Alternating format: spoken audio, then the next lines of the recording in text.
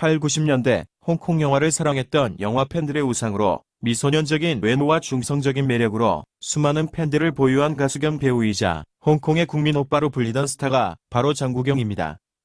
1986년 영웅 본색이 공전의 히트를 기록하자 1989년 우리나라 초콜릿 회사에서 장국영을 모델로 한 TV 광고를 서울 해화동 대학로에서 찍었는데 초콜릿과 연관된 연인과의 사연을 보내면 추첨으로 장국영 콘서트 티켓을 준다는 말에 당시에는 비싼 편이었던 그 초콜릿을 많은 연인들이 사 먹으며 사랑을 키워나가기도 했습니다. 그리고 그 광고를 위해 한국 한정판으로 제작된 CM송 투유 역시 엄청난 인기를 얻으면서 중국 버전으로 된 곡이 나왔을 뿐 아니라 가수 김민종과 유덕화까지 투유라는 곡을 부르게 됩니다.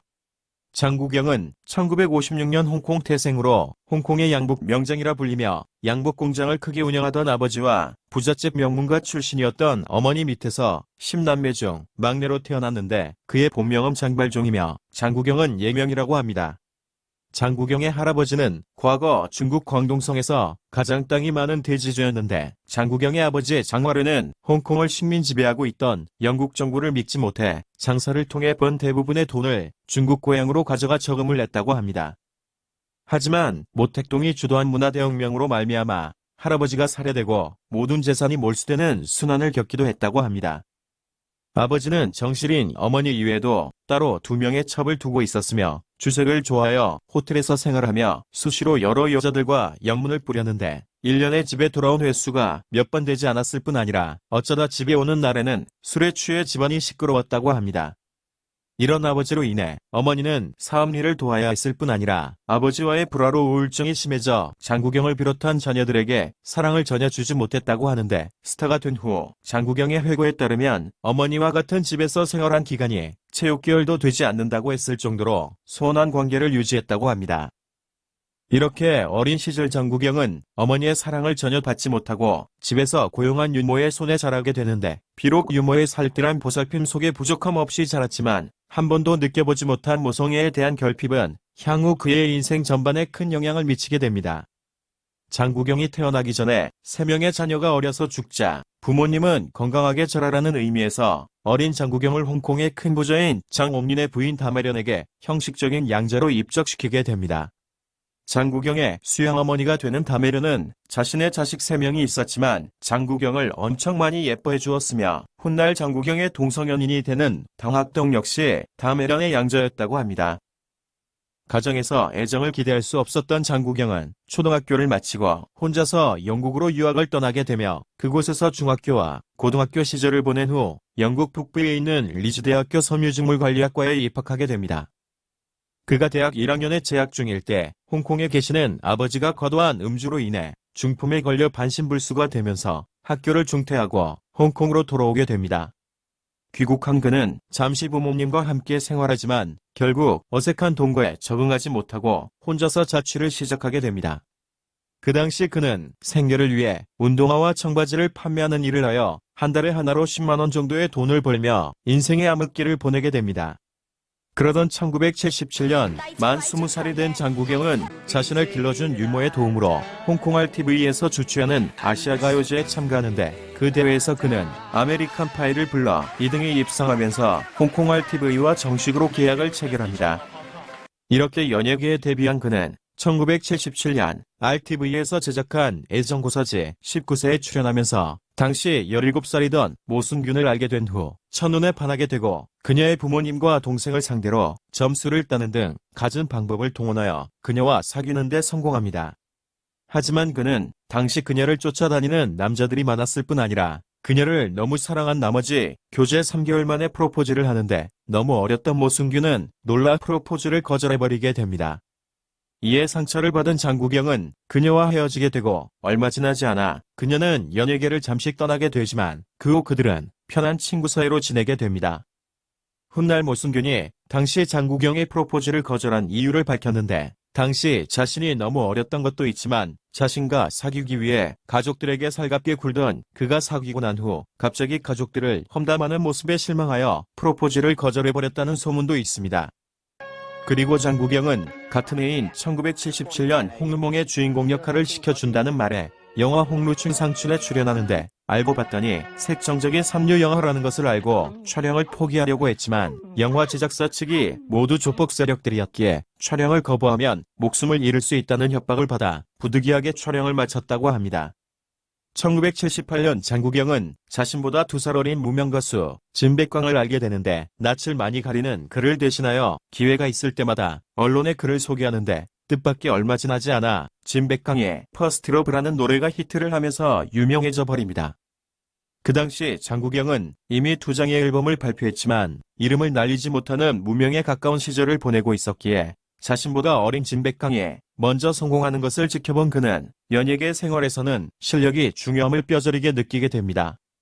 1980년 개봉한 영화 갈채와 1981년 개봉한 사회초년생들의 도전기를 그린 실업생에서 장국영은 진백광, 존버러와 함께 주연을 맡으며 홍콩 센트럴의 3태자로 불리며 젊은 세대들의 우상으로 인기를 얻기 시작하는데 이 시기 장국영은 자신보다 9살 어린 일명 설리로 불리는 엄여명과 6개월 정도 교제를 하게 됩니다. 엄여명은 성룡이 등려군을 만나기 전에 사귀었던 홍콩 배우 미설의 10살 어린 여동생이었는데 그녀는 일찍이 14살의 나이로 주연발 임다라와 함께 출연한 친정이라는 드라마로 데뷔했는데 다이어트를 위해 춤을 추며 젊음을 발산하는 것을 좋아했기에 장국영은 부득이하게 자신이 좋아하지 않는 춤을 추러 다녀야 했다고 합니다. 하지만 엄여명은 다른 남자들과도 친하게 지내면서 스캔들이 나기도 했는데 그녀가 17살이던 1982년에는 우리에게도 익숙한 얼굴인 그녀보다 15살이 많은 서소광과 영화 양규를 촬영하면서 만나 이듬해 아들을 출산했는데 서소광이 유부남인 것을 알고 헤어지려고 했지만 2년 뒤 다시 딸이 태어나면서 결혼 약속까지 받았지만 끝내 서소광이 약속을 지키지 않으면서 24살의 나이에 2자녀를 데리고 캐나다로 이민을 갔다고 합니다. 엄여명과 헤어진 장국영은 1981년 드라마 대대해와 24가지 달콤한 맛을 촬영하면서 모델 출신 배우인 예시배와 2년 정도 사귀는데 장국영이 공식적으로 교제를 인정한 연인은 예시배가 유일하다고 합니다. 하지만 예시배가 갑자기 다른 매니지먼트 회사와 계약을 하면서 대만으로 건너가게 되어 두 사람의 관계가 멀어졌다고 합니다.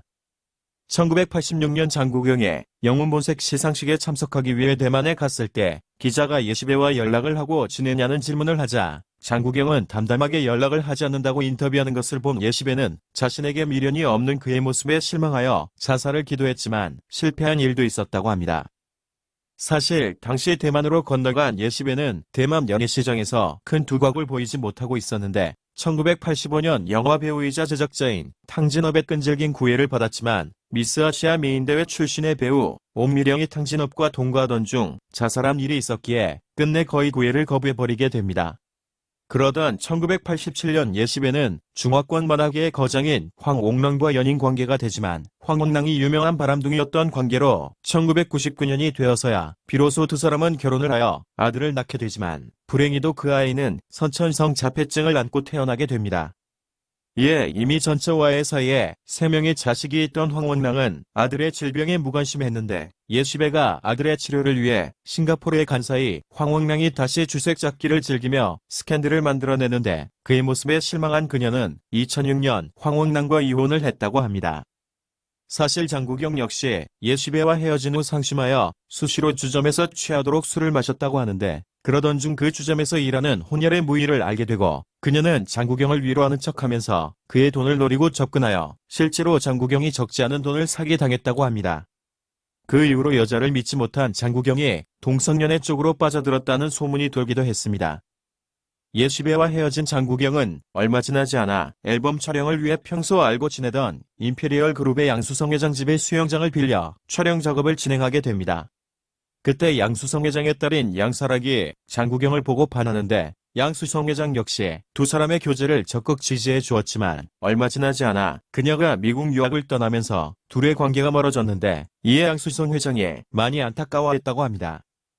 이렇게 연예계에 진출한 후 다방면으로 경험을 쌓아가던 장국영의 인간성을 볼 수 있는 일화가 하나 있는데요. 그것은 1981년에 방영된 TV 드라마 달콤한 24가지 맛을 촬영하던 중 자신보다 3살 어린 종보러가 트럭에 다리가 깔리는 교통사고를 당하게 되는데 제작진들이 개의치 않고 촬영을 이어가자 장국영이 나서서 그를 병원에 입원시켰으며 시간 나는 대로 병원을 찾아 친형 이상으로 그를 보살폈다고 합니다. 그런데 제작진은 그의 배역을 막사총으로 대체한 후 여전히 부상을 입은 종보라에게 별다른 관심을 가지지 않자 이에 분노한 장국영은 앞장서서 방송국 측과 대립각을 세우며 종보라의 권리를 주장했으며 뜻맞는 사람들을 규합하여 모금 행사를 벌이는 등 종보라를 물심양면으로 힘껏 도왔다고 합니다. 장국영을 비롯한 주변 사람들의 도움으로 2년 가까운 재활 기간을 이겨내고 자신의 장점인 프로그램 진행자의 길을 걸은 종보라는 1987년에서 1989년까지 3년 연속으로 미스 홍콩 선발대회의 서회자를 맡는 등 탄탄대로를 달리게 됩니다. 그러던 1989년 9월 1일에 갑자기 자신의 아파트에서 투신하여 생을 마감하는데 나중에 알고 봤더니 도박에 빠졌던 그가 한화 20억 이상의 거액의 도박 빚을 안고 있었다는 것이 밝혀지게 됩니다. 그리고 종보라가 사망한 후 그가 생전에 거주하던 아파트에 새롭게 입주한 사람이 자신의 집에서 일어나는 기괴한 일을 방송국에 제보하는데 어지럽던 거실이 몇 번에 걸쳐 아침에 일어나면 깔끔히 정리되어 있었으며 TV를 틀면 종보라가 서해를 맡은 미스 홍콩 선발대회가 방영되는데 갑자기 화면 속의 종보라가 자신은 자살한 것이 아니라 억울하게 죽임을 당했다며 범인의 이름과 그를 도와줄 사람의 이름을 말했다고 하는데 이에 그 사람은 경찰에 그 내용을 신고했지만 증거가 없다는 이유로 수사가 진행되지 않자 방송국에 제보를 했다고 하며 아직까지 종보라의 죽음에 대한 미스테리는 풀리지 않고 있다고 합니다. 1982년은 장국영의 인생에서 별로 좋지 않은 일들이 많이 일어나는데요. 당시 그는 자신의 매니저 회사와 분쟁이 생겨 소송에 휘말렸으며 사귀던 여자친구와도 이별을 하고 친했던 진백강과도 사이가 멀어지게 됩니다. 사실 진백강과는 갈치와 실업자 등의 드라마에 같이 출연하면서 진백강이 메인 주연을 맡은 반면 장국영은 주인공과 대립하는 역할을 연속으로 맡으면서 두 사람 사이에 갈등이 있었다고 하는데 두 사람 모두 가수 출신의 귀공자 같은 이미지로 캐릭터가 겹쳤기 때문에 같이 출연할 경우 시너지 효과를 기대할 수 없었기에 장국영의 입장에서는 달갑지 않았던 것입니다. 진백강 역시 자연스럽게 연기에 몰입하는 장국영에 비해 자신의 어색한 연기에 열등감을 가지고 있었으며 장국영은 가수로서는 진백강을 따라가지 못한다는 생각을 하고 있었는데 어느 날 다같이 술을 마시던 중 어떤 여자 팬이 다가와 진백강이 피부가 너무 좋다면서 화장을 했는지 물어보자 진백강은 자신은 화장을 하지 않았다고 답했는데 그 순간 장국영이 손가락으로 그의 얼굴을 문질러 테이블 시트에 닦으면서 화장을 해놓고선 안 했다고 거짓말한다며 놀린 적이 있었다고 합니다.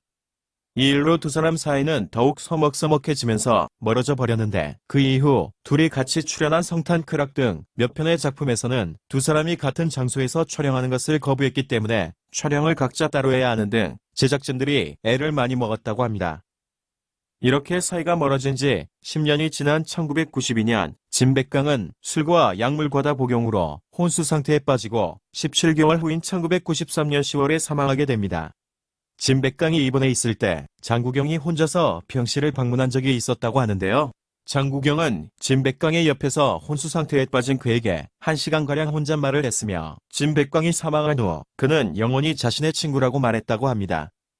이렇게 성공을 향해 많은 노력을 하던 장국영은 가수로서 크게 히트하는 곡이 없어 사람들에게 인정받지 못하는 자신의 모습에 실망을 하게 되는데 사실 그 당시 장국영은 3개의 앨범을 냈지만 앨범 판매량은 저조했을 뿐 아니라 무대에 올라도 관객들의 반응은 무덤도망 편이었다고 합니다. 이렇게 고전하던 장국영의 능력을 알아본 사람이 바로 진숙분이라는 매니저인데 그녀의 도움으로 1982년 장국영은 매형방이 소속되어 있던 화성음반 회사로 옮기게 되고 이듬해 바람아 계속 불어라로 서서히 인기를 끌기 시작하며 드디어 1984년 자신의 영문 이름인 레슬리라는 이름의 앨범을 발표하는데 그 앨범에 수록된 모니카라는 노래가 데이트를 쳤으며 1985년에 발표한 자유로운 바람이 최고 인기가요로 선정되며 8년 동안의 지루했던 무명생활에서 벗어나게 됩니다. 모니카라는 곡은 장만옥, 매형방과 함께 주연을 맡았던 1984년에 개봉된 영화 연분의 주제곡으로 삽입되어 큰 인기를 누렸는데 같이 출연했던 장만옥이 장국영을 오빠라는 의미의 꺼거라고 부르면서 그 이후 홍콩에서 오빠라는 말은 장국영을 나타내는 대명사로 굳혀지게 됩니다. 그리고 장국영은 1986년 개봉된 영웅본색 1편에서 정의감 넘치는 청년경찰로 출연했으며 그 영화의 주제곡인 당영장을 불러 공전의 히트를 기록하며 장국영 신드롬을 만들어내게 됩니다. 이렇게 가요계와 영화계의 스타로 자리매김한 장국영은 그의 인기에 걸맞게 앨범 판매량까지 늘어나면서 당대의 유명 가수였던 담영린과 본의 아니게 가요계 왕좌를 두고 불꽃 튀는 대결 구도를 형성하게 되는데, 그 여파로 두 사람의 팬들 사이에 야유와 비방, 그리고 심지어는 집단 폭행까지 발생하게 됩니다. 사실 장국영은 자신보다 6살이 많은 담영린과 개인적으로 사이가 좋은 편이었는데, 앨범 판매량을 늘리기 위한 음반 회사들이 언론을 통해 두 사람 간의 라이벌 구도를 형성하여 노이즈 마케팅을 펼치다 보니 본의 아니게 1980년대 중반부터 후반까지 최고 가수라는 타이틀을 두고 치열한 경쟁 분위기가 조장되었던 것입니다. 한 번은 장국영의 팬들이 식당에서 식사를 하는데 옆 테이블에 있던 담영린 팬들이 장국영을 무시하는 말에 화가 나 먹던 음식을 상대방 머리에 붓고 집단 싸움을 벌여 경찰에 체포되는 일도 있었다고 합니다. 그러던 1987년 여름, 장국영이 담영린을 이기고 최고 가수상을 받았는데, 담영린이 발표한 노래 3곡이 순위권에 들어 상을 받게 되자 언론에서는 은밀한 뒷거래가 있었다는 가짜 뉴스가 보도되면서 담영린이 상을 받을 때 많은 장국영의 팬들이 야유를 퍼붓는 사태가 발생합니다. 이에 같이 있던 담영린의 팬들과 집단 패싸움이 벌어져 난장판이 되었는데, 이를 수습하기 위해 현장에 있던 주윤발이 담영린에 대한 가짜뉴스로 농담을 하는데 사태는 더욱 걷잡을 수 없게 되어 장국영은 6시간 동안이나 시상식장에 갇혀 있어야만 했으며, 이 사건을 계기로 담영린은 경쟁가요 프로그램에는 절대로 출연하지 않겠다고 선언하게 됩니다. 이 시기에 장국영은 천여유론, 영웅본색 2편, 연지구 등의 영화에 출연하며 최고의 전성기를 구가하게 되는데, 그러던 1989년 장국영은 돌연 고별 콘서트를 열어 가요계 은퇴를 선언하고 그와 절친한 사이인 당학덕과 함께 캐나다 밴쿠버로 이민을 떠나게 됩니다. 장국영이 가요계를 은퇴한 이유는 가요계의 황제로 오래 머물다 보니 후배들을 위해 은퇴를 선언했다는 의견도 있지만, 담영린과의 사건 이후 집 앞에 수위가 놓여있기도 하고 새로 산 자동차가 다른 가수의 팬들에 의해 테러를 당하는 등 장국영의 입장에서는 심적인 압박이 상당했기 때문에 은퇴를 선언한 것이라고 알려져 있습니다. 장국영과 함께 캐나다로 떠난 당학덕은 장국영보다 3살이 어렸는데 수양 어머니인 홍콩의 거부 담혜련의 또 다른 수양 아들이었기에 어릴 때부터 서로 알고 있었으며, 장국영이 26살이던 1982년에 우연히 홍콩 호텔에서 다시 재회하면서 친해지게 되는데, 당시 당학덕은 홍콩의 유명 은행에서 고위 관리자로 근무하고 있었다고 합니다. 그 시기 장국영이 경제적으로 힘든 상황에 직면하는데, 당학덕이 자신의 3개월치 월급을 모두 장국영에게 주면서 그 힘든 고비를 넘기게 되었다고 하는데, 나중에 알고 보니 당학덕 역시 힘든 상황이었지만 선뜻 장국영을 도와주었다는 것입니다. 그 이후로 장국영과 당학덕은 각별한 사이로 발전하여 항상 붙어 다니게 되는데, 1996년 두 사람의 관계가 공개되면서 많은 매스컴과 파파라치들이 당학덕을 쫓아다니자 그는 부득이하게 다니던 은행을 그만두었는데, 장국영은 자신으로 인해 피해를 보고 있는 당학덕을 위해 자신의 재산을 관리하는 일을 맡겼다고 합니다. 이렇게 두 사람은 장국영이 사망했던 2003년까지 20여 년의 기간 동안 한결같이 함께하였는데, 두 사람의 관계가 연인 사이라는 것은 널리 알려진 사실인데, 장국영 역시 타임즈와의 인터뷰에서 자신은 양성애자임을 밝히기도 했다고 합니다. 장국영은 1996년 자신의 콘서트에서 세상에서 가장 사랑하는 사람은 어머니와 당학덕이라고 공개적으로 밝힌 적이 있으며, 비슷한 시기 옛 연인이었던 모승균이 진행하는 토크쇼에서 모승균은 장국영을 향해 왜 당학덕을 좋아하느냐는 질문을 하는데, 이 질문에 대해 장국영은 당학덕은 좋은 사람이기 때문이라고 대답했다고 합니다. 또한 운명과 사주팔자를 믿었던 장국영은 10여 년 동안 매년 11월 달이 되면 홍콩에 있는 한 사찰에 들러 자신의 이름과 당학덕의 이름이 적힌 연등을 달아 그들의 좋은 인연이 계속되기를 빌었다고 합니다. 1989년 가요계를 은퇴하고 캐나다로 떠난 장국영은 친한 감독들의 권유로 영화에는 계속 출연하는데, 아비정전, 종행사회, 패왕별이, 백발만여전, 동사소독 등의 영화를 찍는 한편 캐나다에서는 영화 감독이 되는데 필요한 공부를 병행하기도 합니다. 하지만 비교적 한적한 캐나다 생활이 무료해질 즈음에 그의 매니저 진숙분의 권유로 1995년 다시 가요계에 복귀하는데, 매년 앨범을 발표하며 1996년에는 콘서트를 개최하는 등 또다시 바쁜 나날을 보내기 시작합니다. 그러던 2000년 7월 장국영은 열정 콘서트를 기획하는데 항상 완벽을 추구하던 그는 자신이 직접 모든 기획을 맡으면서 기존의 이미지를 탈피하는 새로운 공연을 준비하게 됩니다. 그 파격의 일환으로 자신이 항상 동경하던 프랑스 패션 디자이너 장폴 고티에를 초빙하여 천사와 악마를 표현한 여러 벌의 무대 의상을 준비하는데 그 의상에는 등이 보이는 상의부터 고대 로마 투사를 표현한 짧은 치마, 그리고 고대 그리스를 상징하는 긴 치마까지 다양했다고 합니다. 장국영은 그 무대 의상에 어울리는 긴 머리 스타일로 출연하여 열정적인 공연을 하게 되는데 뜻밖의 다음 날부터 각종 매체들이 게이를 연상시키는 여자 옷을 입고 공연했다며 장국영을 폄하하고 심지어는 그의 성정체성을 조롱하는 비평까지 쏟아내게 됩니다. 이런 비평에 대해 옷을 디자인한 장폴 고티에는 불쾌함을 감추지 않고 다시는 홍콩 가수를 위해 일하지 않겠다고 말했으며 장국영 본인은 자신과 같은 예술인 중 누군가는 항상 시대를 앞서가야 한다며 애써 그 비평에 대해 애둘러 자신의 억울함을 표현하기도 했습니다. 이 열정 콘서트는 홍콩에서만 예정되어 있었던 것이 아니라 말레이시아, 상해, 도쿄, 캐나다 토론토, 미국 라스베가스 등 세계 17개 도시를 순회하는 공연이었기 때문에 2001년 4월이 되어서야 홍콩으로 다시 돌아올 수 있었다고 합니다. 이렇게 귀국한 장국영은 홍콩에서 마지막 공연을 하게 되는데 의외로 언론 매체들이 자신들의 태도를 180도 바꿔 그의 공연에 대해 극찬을 했다고 합니다. 이런 일련의 세태들을 지켜본 그는 자신의 본 모습을 인정하는 것이 아니라 외부의 평가에 따라 태도가 바뀌는 세상에 대해 크게 실망하게 됩니다. 그리고 이 시기를 즈음하여 그의 완벽주의적이고 세심하며 예민한 성격에 어릴 적 결핍된 모성애로 인한 불안 정서가 가중되어 우울증 증세가 발현되게 됩니다.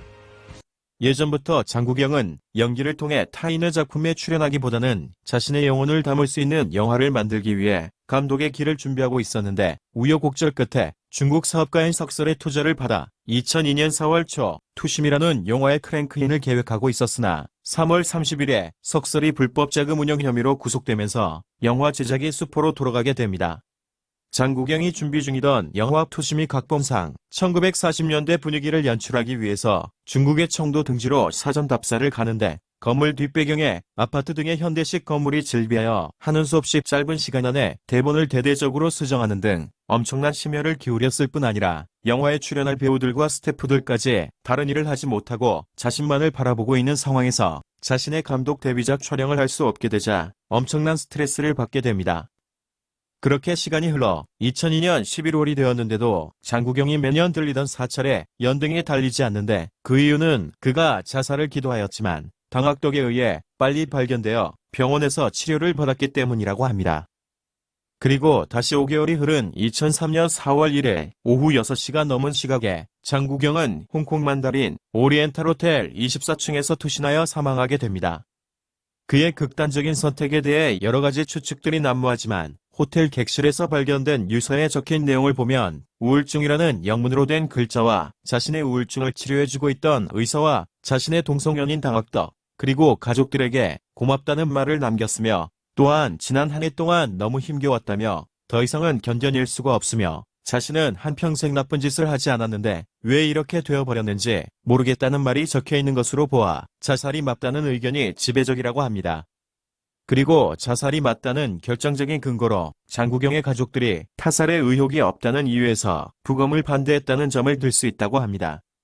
그리고 그날 점심을 같이 먹었던 20년 지기 친구이자 장국영이 거주하는 아파트를 인테리어해준 실내 디자이너 막화병의 회고에 따르면 식사 중에 장국영이 수차례 자살을 암시하는 말을 했으며 가장 쉽게 죽는 방법은 높은 곳에서 뛰어내리는 것이라는 말까지 했다는 것입니다.